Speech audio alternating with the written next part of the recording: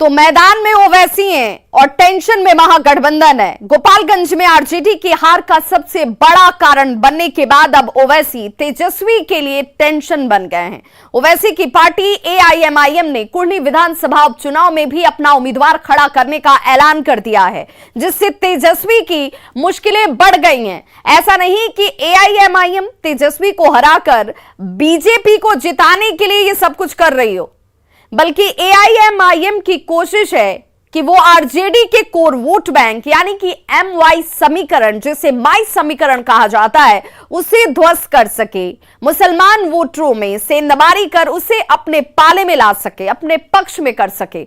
यह अचानक हुआ है ऐसा भी नहीं कहा जा सकता है। इसके पीछे आरजेडी से एआईएमआईएम को मिलने वाला वो झटका है जो आरजेडी की तरफ से एआईएमआईएम को दिया गया, और आरजेडी ने एआईएमआईएम के 5 विधायकों को तोड़कर 4 को अपने पाले में कर लिया, जिसके बाद आरजेडी बिहार में सबसे बड़ी पार्टी बन चुकी है। इसके बाद से एआईएमआईएम हर हाल में आरजेडी से इसका बदला लेना चाहती है।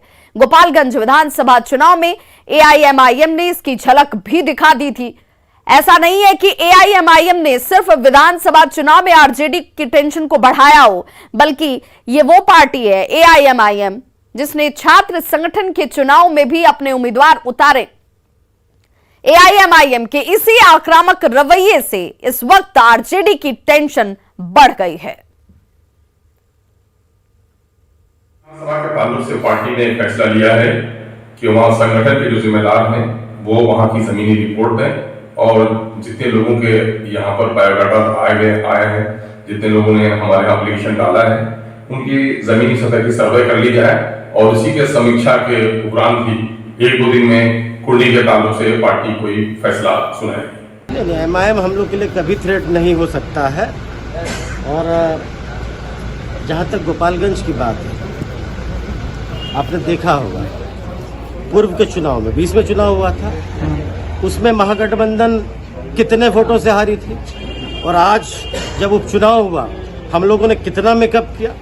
महज हमको लगता है 1700 वोटों से हारे हम लोग। लेकिन एमआईएम ने 12,000 वोट काट लिया सर। आपको नहीं लगता है कि ये खतरनाक संकेत है आने वाले समय में आप लोग के लिए? ये तो हम लोगों से अपील करेंगे। आम लोगों को समझने की जरूरत है हमको किसको वोट देने से कौन मजबूत हो रहा है। ये मैं समझता हूं कि आने वाले दिनों में लोग समझेंगे।